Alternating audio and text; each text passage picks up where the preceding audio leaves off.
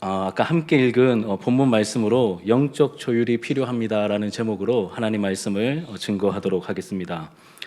저는 진주 하나로 교회를 최근에 개척하여 섬기고 있는 최사무엘 목사라고 합니다.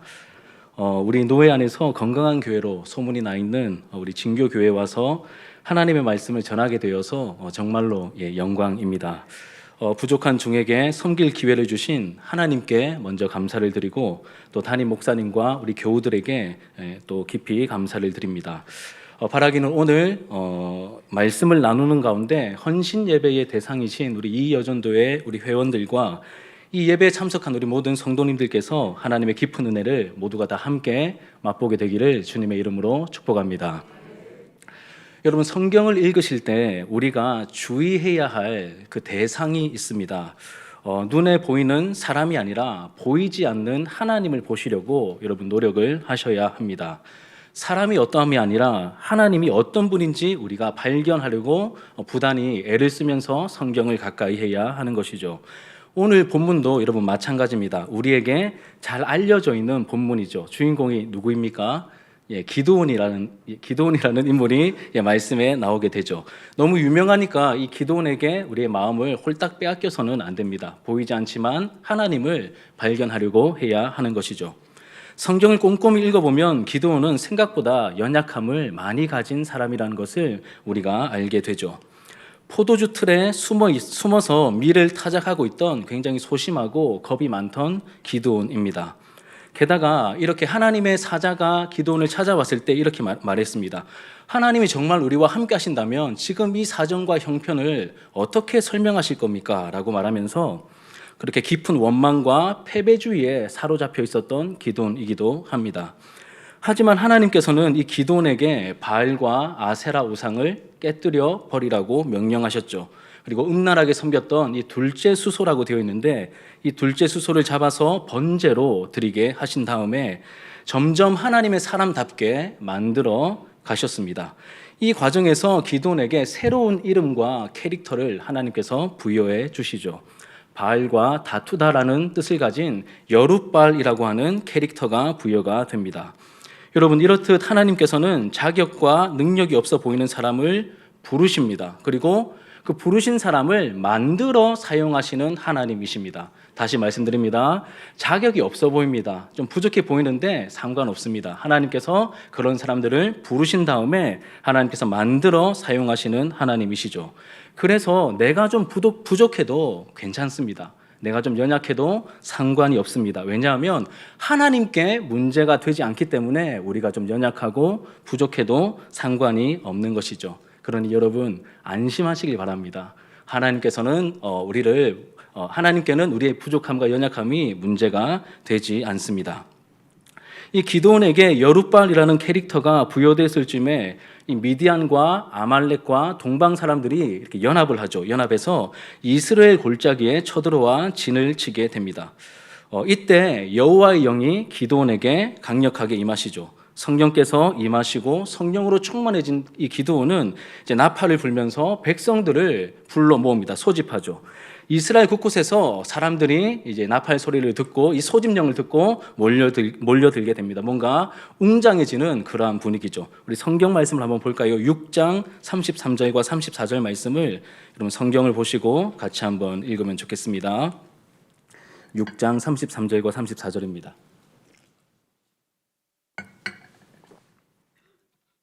같이 읽겠습니다. 시작. 그때에 미디안과 아말렉과 동방 사람들이 다 함께 모여 요단강을 건너와서 이스라엘 골짜기에 진을 친지라. 여호와의 영이 기드온에게 임하시니 기드온이 나팔을 불매 아비에셀이 그의 뒤를 따라 부름을 받으니라. 하나님의 영이 임하셨고 나팔을 불고 이제 사람들이 몰려들기 시작합니다. 이렇게 분위기가 다 만들어졌음에도 불구하고 이 기드온은 하나님께 표적을 구하죠. 우리가 잘 알고 있는 바로 그 표적입니다.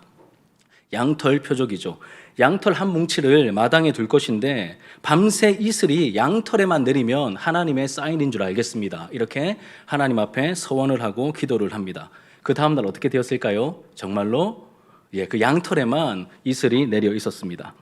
그런데 그냥 물러설 기드온이 아니죠. 마음에 의심이 일어났던 것 같습니다.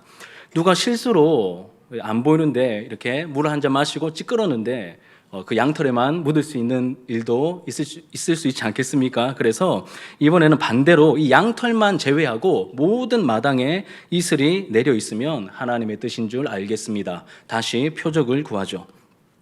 그리고 하나님께서는 이번에도 묻지도 따지지도 않고 기드온이 요청한 대로 응답을 해 주십니다.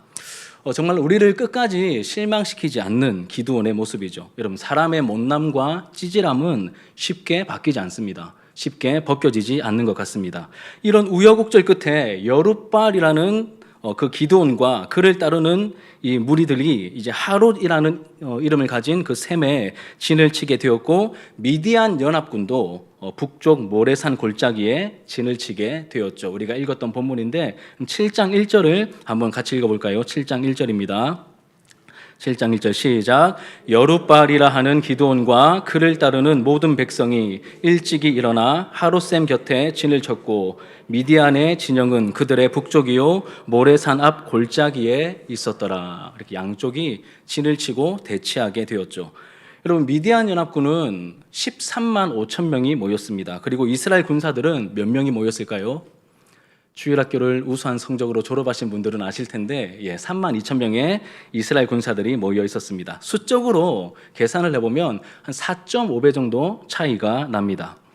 여러분 생각에는 이 3만 2천 명이라는 숫자가 충분해 보이십니까? 아니면 부족해 보이십니까? 사람마다 좀 다르게 나올 수 있겠습니다. 그렇죠? 충분하다 혹은 부족하다 이렇게 나뉠 수 있는데 저는 제가 좀 믿음이 좀 있어 보이십니까? 이 시기에 개척을 한 거 보니까 믿음이 좀 있으신가 이런 생각이 드실 수도 있는데 저는 전혀 그렇지 않습니다. 믿음이 굉장히 없는 사람 중에 한 사람인데, 아니 하나님 13만 5천을 상대하려면 최소 5만 원 주셔야죠. 그래도 좀 이렇게 안 꿀리고 시작하려면 한 10만 정도는 있어야 하지 않겠습니까? 이런 식의 생각이 개인적으로 믿음이 부족한 저에게는 찾아왔었습니다. 그런데 하나님께서는 기드온에게 이렇게 말씀하시죠. 너무 많이 모였다. 3만 2천을 보고 너무 많이 모였다라고 말씀하십니다. 그리고 그들의 일부를 돌려보내라고 말씀하시죠. 그리고 돌려보내시면서 이유를 이렇게 말씀하십니다. 우리 2절 말씀을 읽어볼까요? 자, 2절입니다. 시작. 여호와께서 기드온에게 이르시되 너를 따르는 백성이 너무 많은즉 내가 그를 손에 미디안 사람을 넘겨주지 아니하리니 이는 이스라엘이 나를 거슬러 스스로 자랑하기를 내 손이 나를 구원하였다 할까 함이니라. 아멘. 하나님께서 너무 많다고 하시며 돌려보내시죠. 이유를 뭐라고 하십니까? 이는 이스라엘이 나를 거슬러 스스로 자랑하기를 내 손이 나를 구원하였다 할까 함이니라. 이 이유 때문에 너무 많다라고 말씀하신 것입니다. 이 3만 2천이라는 숫자는 상대방에 비해서는 적은 숫자가 확실히 맞습니다.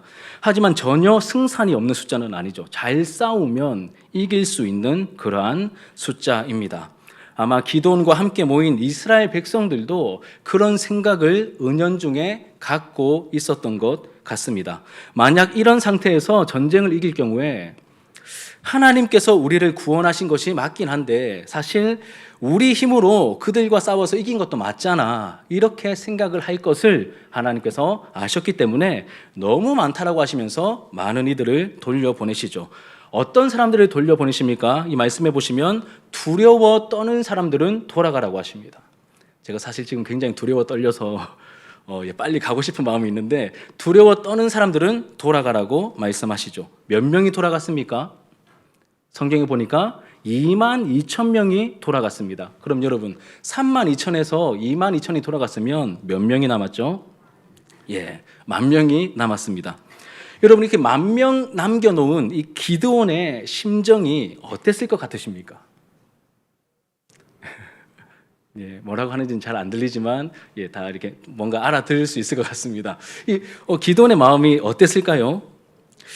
제 생각에는 하나님의 말씀대로 순종하면서 생긴 일이니까 하나님께서 더 놀랍게 역사해 주실 거야라는 기대감보다는 솔직하게 2만 2천 명, 이 돌아가는 2만 2천 명의 그 등을 보면서 씁쓸한 마음을 느끼지 않았겠습니까? 그리고 왠지 불안한 마음도 기드온에게 생겼을 것 같습니다. 그리고 남아있는 10,000명은 또 어떻게 생각했을까요? 아니, 자기가 불러 모아놓고 자기 마음대로 3분의 1을 보내네? 저기 지휘가 맞아? 제정신인가? 남아있는 이 10,000명도 아마 곱게는 반응하지 않았을 것 같습니다. 충분히 뭐 성경에 나와 있진 않지만 이제 충분히 가능한 얘기인 것 같죠. 그런데 여러분, 이 숫자가 주는 위안이라는 게 있습니다. 숫자가 주는 위안. 저는 주식을 사본 적도 없고 해본 적도 없지만 친구들 이야기를 들어보면 주식이 이렇게 반토막 나게 되었을 때 큰 손해를 보게 되었어도 그나마 남아있는 것에서 얻게 되는 위로와 기대라는 것이 있다고 하더라고요. 비록 22,000이 돌아갔지만 몇 명이 남았습니까? 10,000명이 남았죠. 이 만 단위가 아직까지 유지되고 있었기 때문에 이 사람들에게는 뭔가 그래도 잘 준비하면 될 거야. 인간적인 가능성에 무언가 희망을 걸고 있었던 것 같습니다. 실제로 여러분 명량이라는 영화를 혹시 보셨습니까? 최민식 씨가 이순신 장군을 연기했던 명량이라는 영화를 보면 12척의 배로 이 왜군 133척의 배를 상대해서 어떻게 됩니까? 이기지 않습니까? 굉장히 멋있게 승리하죠. 그러니까 뭔가 잘 준비하면 될 수도 있겠다. 이런 식의 가능성이 여전히 남아있는 그 숫자에서 위안을 얻을 수 있는 그러한 10,000명이라는 것을 우리가 알게 되죠. 그리고 하나님께서는 이런 이스라엘 백성들의 생각 혹은 우리의 생각과 계산을 너무 잘 알고 계십니다. 그래서 한 번 더 기드온에게 말씀하시죠. 이 4절처럼 말씀하십니다. 같이 한번 읽어봅시다. 4절 시작. 여호와께서 기드온에게 이르시되 백성이 아직도 많으니 그들을 인도하여 물가로 내려가서 거기서 내가 너를 위하여 그들을 시험하리라. 내가 누구를 가리켜 내게 이르기를 이 사람이 너와 함께 가리라 하면 그는 너와 함께 갈 것이요 내가 누구를 가리켜 내게 이르기를 이 사람은 너와 함께 가지 말 것이니라 하면 그는 가지 말 것이니라 하신지라. 아직도 너무 많다고 말씀하시죠. 그리고 물가로 내려가라고 하십니다. 하롯셈 곁에 진을 쳤기 때문에 그 하롯셈에 내려 보내신 것이죠. 그리고 테스트를 하십니다. 내려가서 물을 마시는데 손으로 움켜서 개가 핥는 것처럼 이렇게 물을 핥아서 먹는 사람이 있을 것이다. 그리고 또 한편으로는 그냥 급한 마음에 얼굴을 물에 쳐박고 바로 먹는 사람이 이렇게 두 가지 경우가 있을 것이다라고 말씀하시죠. 그 중에서 이렇게 떠서 핥아 먹는 사람이 너와 함께 싸우러 갈 사람이다. 이렇게 알려주십니다. 그럼 결과가 어떻게 나타납니까? 이렇게 해서 핥아 먹은 사람이 10,000명 중에 몇 명이었죠? 우리가 잘 알고 있듯이 300명입니다. 여러분 이거는 조작이에요. 두 가지 경우의 수가 주어지는데 정상적으로 하면 몇 대 몇이 나와야 될까요? 5대 5가 나와야 되지 않겠습니까? 많이 양보해도 3대 7 정도는 나와야 됩니다. 그런데 여러분 10,000명 중에 300명밖에 이렇게 안 먹었습니다. 그럼 이걸 뭐라고 하죠? 조작이라고 하죠. 조작이에요. 누가 조작하신 걸까요? 하나님이 조작하셨기 때문에 우리는 조작이라고 말 안 하고 하나님의 간섭이다, 하나님의 개입이다 이렇게 말을 하는 것이죠. 여러분 이 남아있는 300명 이들이 어떤 마음을 가졌을 것 같으세요? 이들이 어떤 마음을 가졌을까요? 한번 여러분 나름대로 한번 생각해 보시기 바랍니다. 여하튼 저는 이 장면을 묵상하면서 하나님께서 일하시는 방법이 참 너무하시네. 사실 32,000도 많은 숫자가 아닌데 그 중에 돌려보내고 10,000 정도면 어떻게 해보겠는데 이 10,000에서 또 빼가지고 300명을 남기시는 이 하나님 너무하십니다. 하나님 잔인하십니다. 어떻게 이렇게 하나님 일을 하라고 하십니까? 이런 좀 억한 마음이 이 말씀을 묵상하는데 저에게 찾아왔었습니다. 여러분 300명이 13만 5천 명을 상대하려면 한 명이 몇 명과 싸워야 되는지 아십니까? 계산해 보셨습니까? 걱정하지 마십시오. 제가 친절하게 계산해 왔습니다. 450명을 상대해야 됩니다. 한 명이 450명을 상대해야 되는 숫자가 바로 300명이었던 것이죠. 여러분 이 1년의 과정을 쭉 제가 말씀드렸는데 이 과정에서 여러분 무엇을 느끼십니까? 어떤 점들이 여러분에게 깨달음으로 다가오시나요? 저는 3가지로 정리가 되었는데 첫 번째는 하나님의 생각은 내 생각과 너무 다르구나라고 하는 것을 깨닫게 되었습니다. 여러분 우리가 무언가를 하려고 큰 뜻을 품고 하나님의 일을 하려고 한다고 한번 가정을 좀 해보겠습니다. 이때 무언가 일을 하려고 할 때 여러분들 마음속에 어떤 생각이 드세요? 이 사람도 불러서 같이 일해야지. 저 사람도 일을 부탁해서 같이 해야지. 이런 생각이 본능적으로 먼저 드시지요. 정상입니다. 이것도 갖추고 저것도 갖추고 재정도 이만큼 필요하고 사람도 이만큼 필요하고 이렇게 생각이 드는 것이 정상적인 패턴입니다. 세상과 맞서 싸우기 위해 많은 것이 필요하다고 생각하는데 이것이 우리의 생각인데 하나님께서는 어떻게 행동하고 반응하십니까? 아니라고 하십니다. 하나님께서는 그렇지 않다라고 하십니다. 32,000도 많다라고 하시죠. 10,000명도 많다라고 하십니다. 그래서 이 13만 5천 앞에서는 거의 무의미해 보이는 수치인 그 300명이 남았을 때에 그제서야 하나님께서 오케이, 이제 한번 해보자 이렇게 말씀을 하셨던 것이죠. 그러면 이런 질문이 생기죠. 하나님께서 도대체 왜 이렇게 행동하신 걸까? 아니, 하나님께서는 왜 이스라엘 백성들에게 또 기드온에게 이렇게 말씀하시고 행동하신 걸까? 이유는 어렵지 않습니다. 이 전쟁이 누구의 전쟁입니까? 하나님의 전쟁이며 전쟁에서 승리를 주시는 분은 누구십니까? 하나님이심을 확실히 가르쳐주기 위해서 이렇게 개입하신 것이죠. 이렇게 행동하신 것입니다. 이 전쟁은 하나님의 전쟁이며 전쟁의 승리는 우리의 어떠함이 아니라 궁극적으로 하나님의 어떠하심에 달려있다는 것을 확실히 알려주시기 위해서 다 돌려보내시고 이 기드온에게 숨이 멎을 정도로 다 돌려보내시고 300명만 남게 하신 것이죠. 여기서 무엇을 깨닫게 되죠?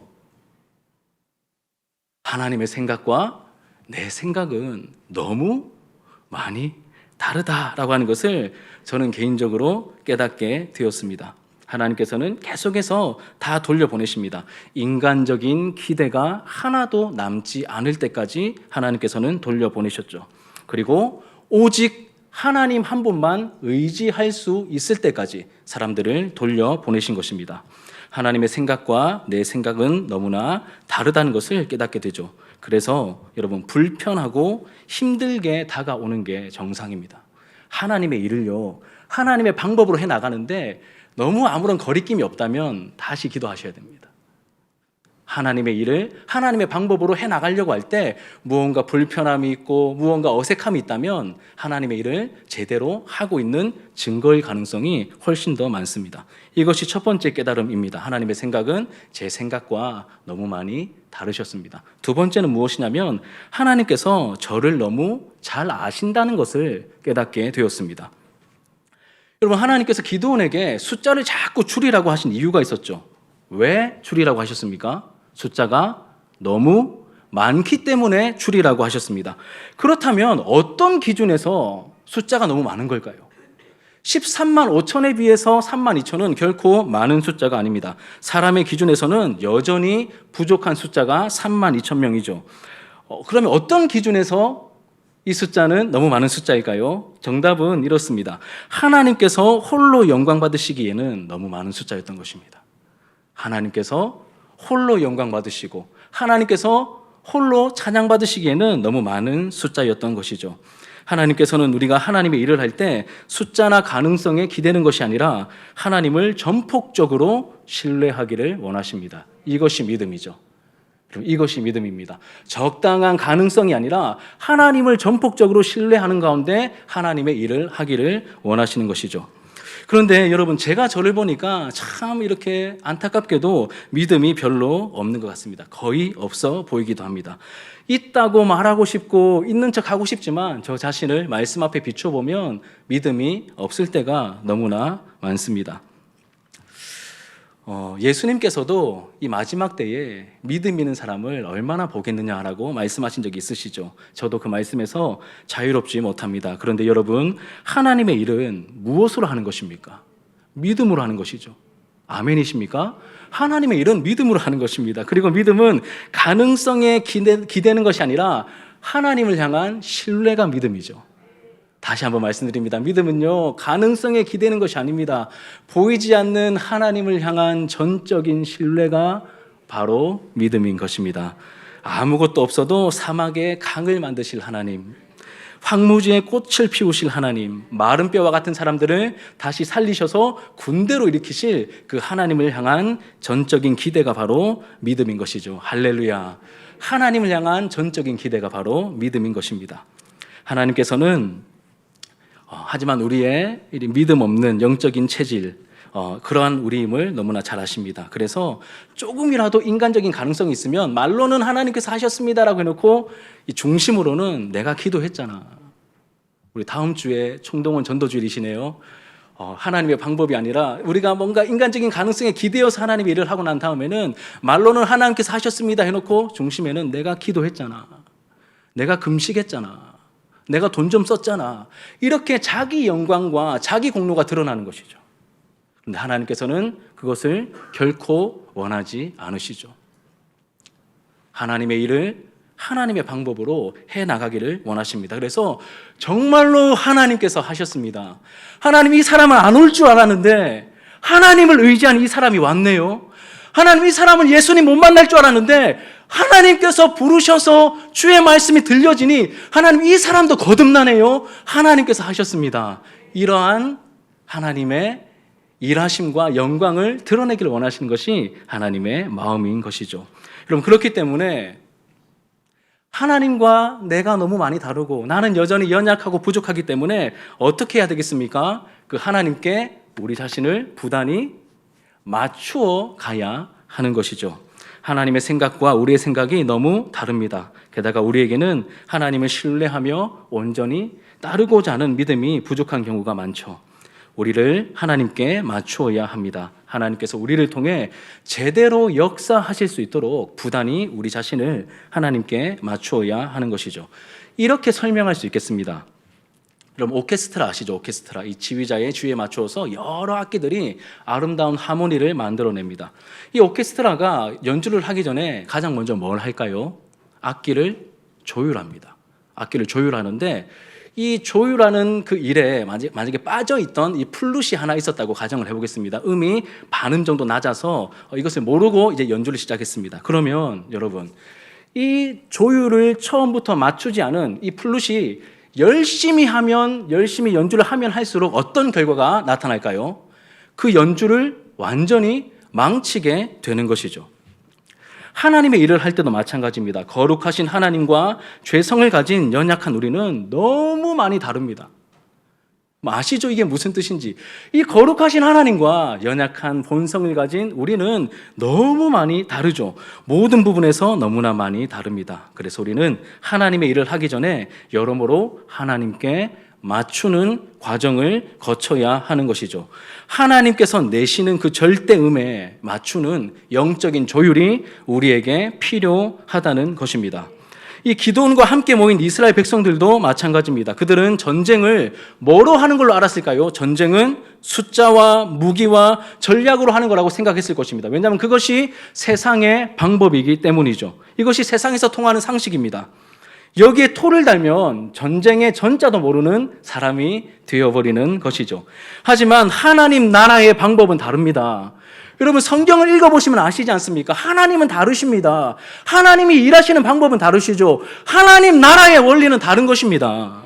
하나님의 능력으로 하는 것이죠. 전쟁은 사람의 숫자와 전략과 무기로 하는 것이 아니라 전쟁에 능하신 하나님께서 우리를 위해서 마음껏 역사하시고 마음껏 싸우시고 마음껏 일하실 수 있도록 믿음으로 우리 자신을 온전히 내어 맡기는 것이, 이것이 하나님의 일을 하는 하나님의 방법이지 않습니까? 이것이 하나님 나라의 원리이고 하나님 나라의 방법입니다. 여러분, 그렇다면 이 살아계신 하나님께 우리가 어떻게 맞출 수 있을까요? 이 눈에 보이지 않는 나와 너무 다르신 이 하나님께 우리가 어떻게 하나님을 안아가고 하나님께 맞춰갈 수 있겠습니까? 어렵게 생각하지 마십시오. 우리에게 주신 두 가지 은혜의 수단들을 여러분 열심히 사용하시면 됩니다. 첫 번째는 하나님의 말씀이죠. 하나님이 어떤 분인지 우리에게 알려주시고 가르쳐주시는 이 생명의 말씀. 하나님의 말씀을 우리가 가까이 할 때 하나님이 어떤 분인지 우리가 분명하게 알게 되는 것입니다. 여러분, 내가 어렴풋이 내 경험으로 알고 있는 하나님을 말하는 게 아닙니다. 성경이 말하고 있는 이 하나님이 어떤 분인지 알아가기에 힘쓰셔야 합니다. 하나님을 우리가 모를 때, 하나님을 오해할 때 영적인 비극이 항상 찾아오기 때문입니다. 또 한 가지는 기도를 통해서 나를 죽이고 성령께서 하나님과 나를 조율시켜 주시도록 은혜를 구하는 것입니다. 먼저는 하나님의 말씀을 가까이 하는 것이고, 두 번째는 이 기도를 통하여서 내 안에 있는 이 죄성, 인간적인 생각, 이 세상에 물들어 있는 이 덕지덕지 묻어 있는 이 허물과 죄악들을 계속해서 쳐내고, 이 말씀의 검으로 계속해서 쳐내고, 성령께서 하나님과 나를 맞추어 가시도록, 교통하시는 성령께서, 하나님의 깊은 것이라도 통달하여 아시는 그 성령께서 내 안에 하나님이 어떤 분인지 알려주시고 맞춰주시도록 그렇게 기도를 해야 되는 것이죠.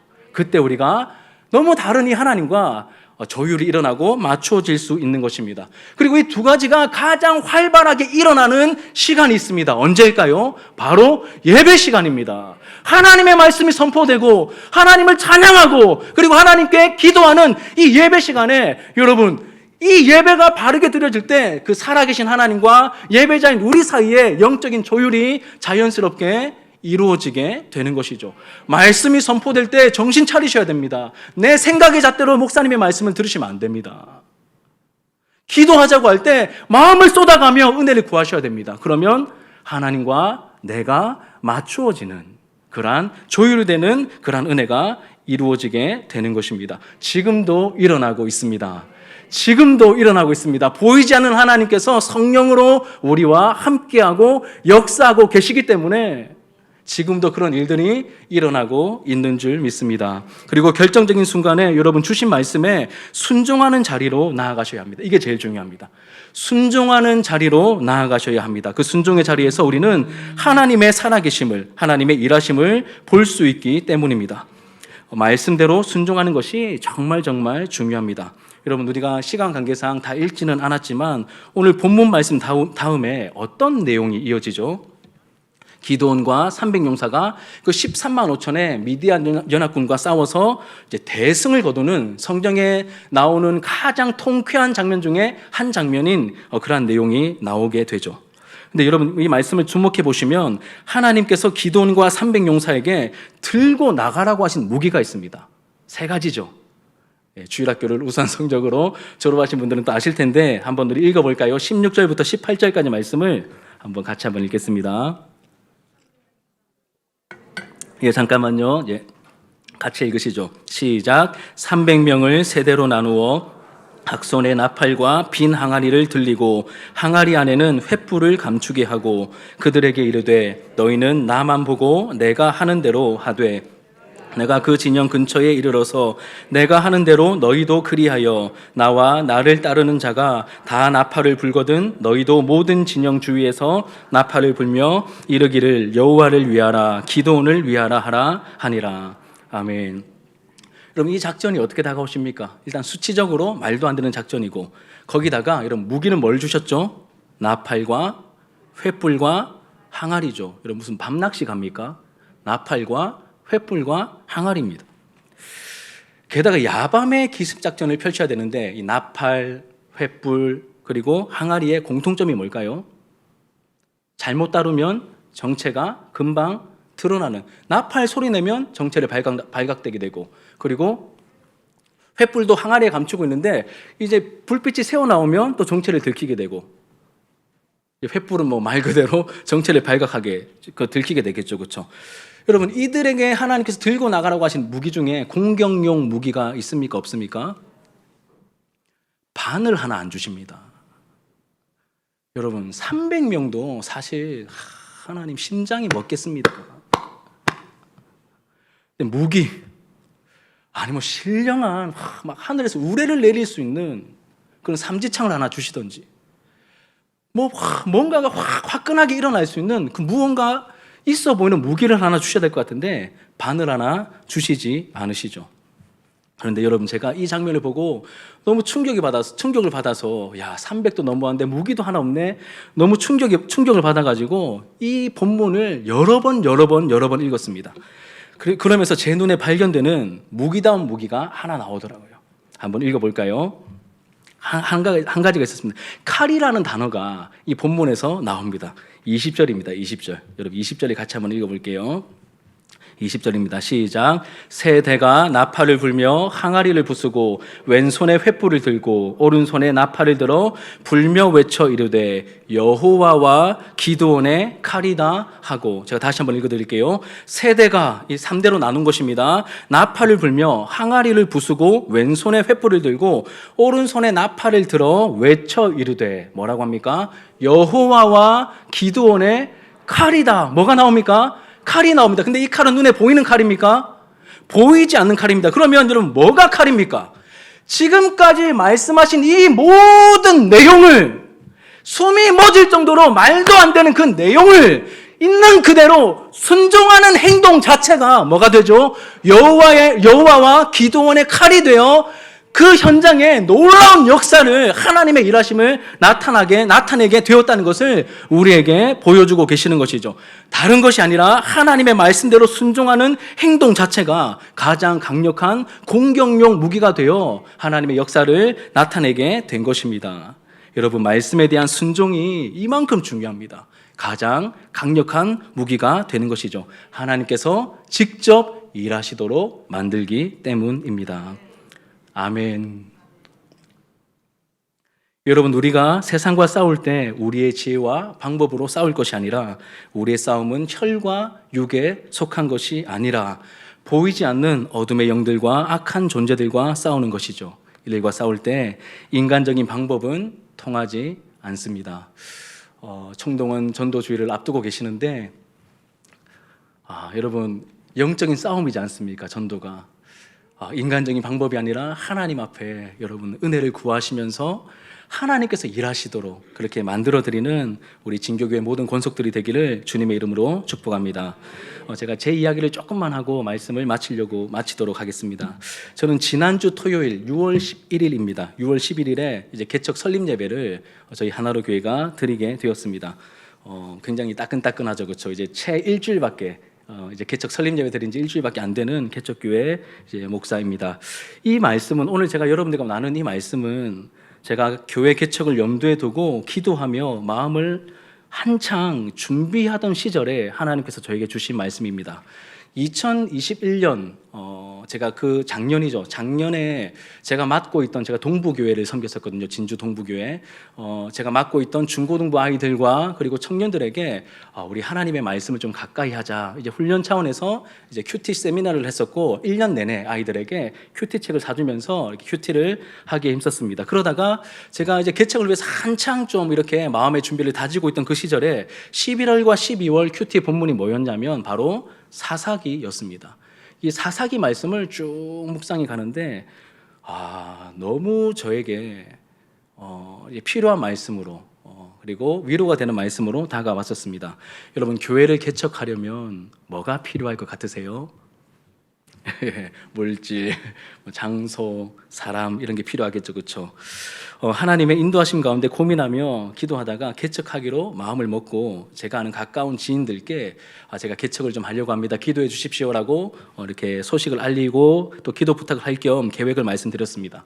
거의 대부분, 저희 부모님을 위시하여 거의 대부분 80% 가까이는 다시 생각해 보라고 하셨습니다. 아니다, 다시 생각해 봐라.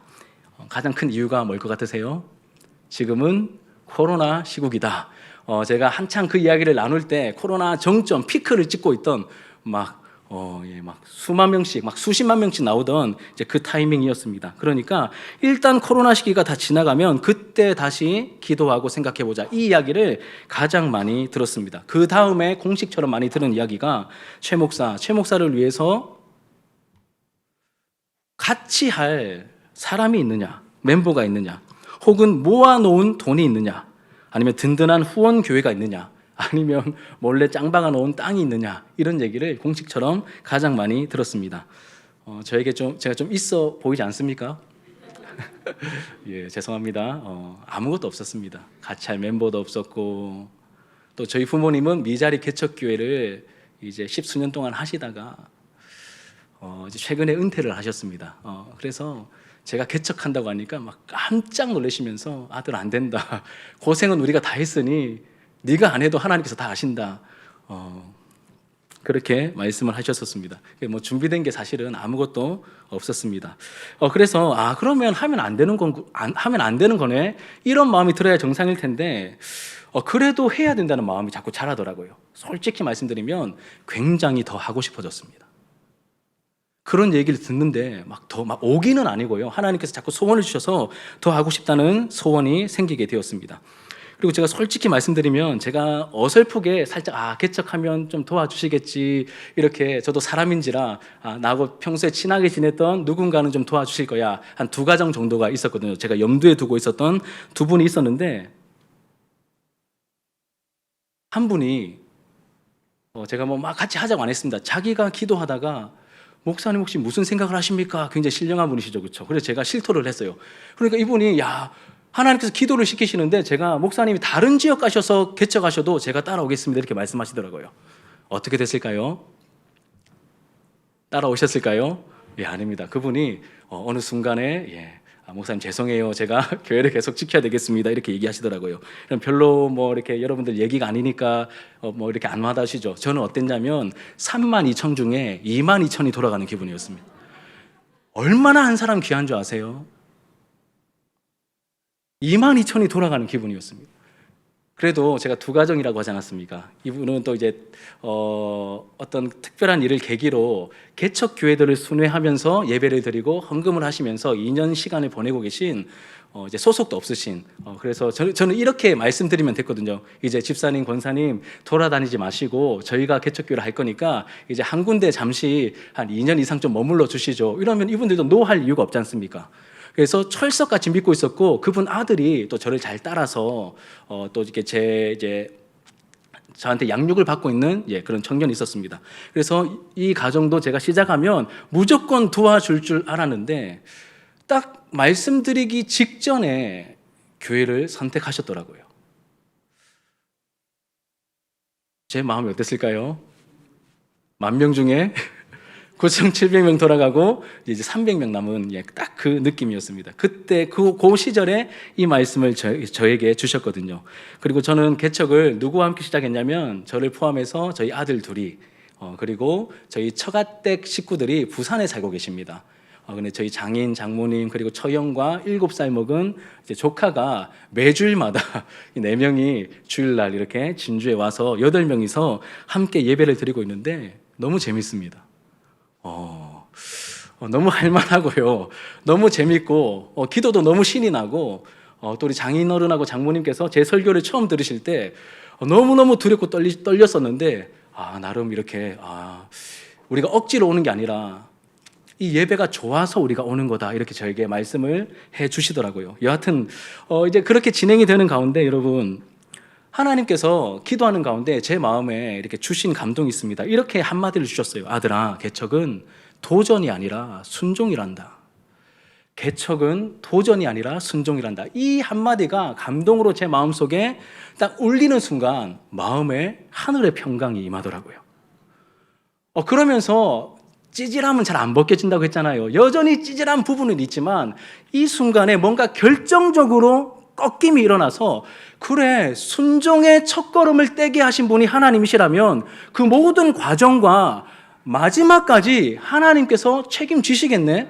그냥 이 마음이 밑도 끝도 없이 막 밀려오면서 막 평강이 넘치더라고요. 그래도 순간순간 못난 모습도 보이고 찌질함도 보이지만 이 하나님의 결정적인 한마디로 말미암아 날마다 기쁨 가운데 그렇게 섬기고 사역하고 있습니다. 제가 기대하지 않았던 많은 도움을 받게 되었습니다.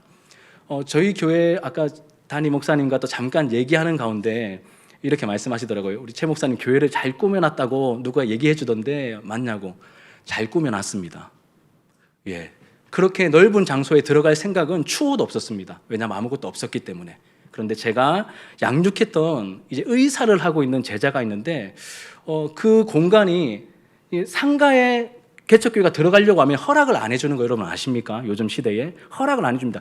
유일하게 허락된 공간이 딱 거기 남았는데 평수가 너무 넓어요. 68평이었습니다. 68평.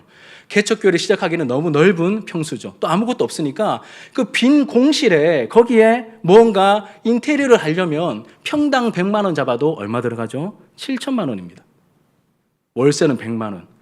그런데 거기밖에 없으니까 제가 양육했던 그 의사는 제자가 전화가 왔습니다. 그래서 저는 의사를 하니까 돈을 잘 벌겠지. 그러니 또 친밀한 제자니까 한 달에 한 20만 원 2년 정도만 부탁을 해야지 이렇게 생각하고 있었는데 그 친구가 저에게 목사님, 제가 경우를 잘 모르는데 한 달에 100만 원 정도 드리면 되겠습니까? 그러더라고요. 제가 어떻게 했을까요? 덥석 잡았습니다. 거길 계약해야 되는 하나님의 인도하심이구나. 하나밖에 없는데 100만 원 월세가 해결이 됐네. 그리고 나서 계약을 하고 또 이런저런 모양의 후원들을 받으면서 이런 빚 하나도 안 지고 공사를 다 완성 지었습니다. 박수 한번 하나님께 올려드리죠. 제가 그래도 좀 여러분들께 와닿게 말씀을 좀 드리고 싶어서 마지막에 제 개인적인 최근에 경험했던 이 간증을 말씀드렸는데 시간이 좀 없어서 제가 그냥 너무 건너뛰기를 많이 했습니다. 이제 말씀을 좀 정리할게요. 오늘 말씀을 들으시면서 어떤 내용이 마음에 남아 계십니까? 여러분 어떤 마음이 남아 계세요? 하나님과 내가 너무 많이 다르구나. 그리고 나는 너무나 여전히 연약하구나. 그래서 부단히 말씀과 기도로 하나님께 맞추어가는 그 일들이 나에게 필요하구나. 그리고 내가 순종의 발걸음을 내디딜 때 하나님께서 영광 받으시기 위해 하나님으로만 설명 가능한 그 하나님의 역사를 나타내시겠구나. 저는 개척교회 하면서 한 가지 소원밖에 없었습니다. 하나님이 코로나 시국에 하나님의 일하심을 보고 싶습니다. 여러분, 이 말씀이 여러분들에게 유익과 도움이 되길 축복합니다. 말씀을 붙들고 기도할 때 오늘 헌신 예배를 드리시는 우리 이 여전도의 회원님들 하나님의 위로와 은혜를 받으시고 또 이 말씀이 능력이 되어 이 징조교회를 섬겨가는 가운데 더욱더 귀하게 쓰임받는 우리 여전도의 회원들이 되기를 주님의 이름으로 축복합니다. 함께 예배드리는 우리 모든 예배자들이여, 이 말씀이 동일하게 저와 여러분들에게 이 생명과 능력이 되어 하나님을 기대하는 가운데 하나님의 일하심을 함께 보게 되는 우리의 모습이 되기를 주님의 이름으로 축복합니다. 우리 말씀을 기도 제목 삼으면서 우리 찬양으로 좀 나아갔으면 좋겠습니다.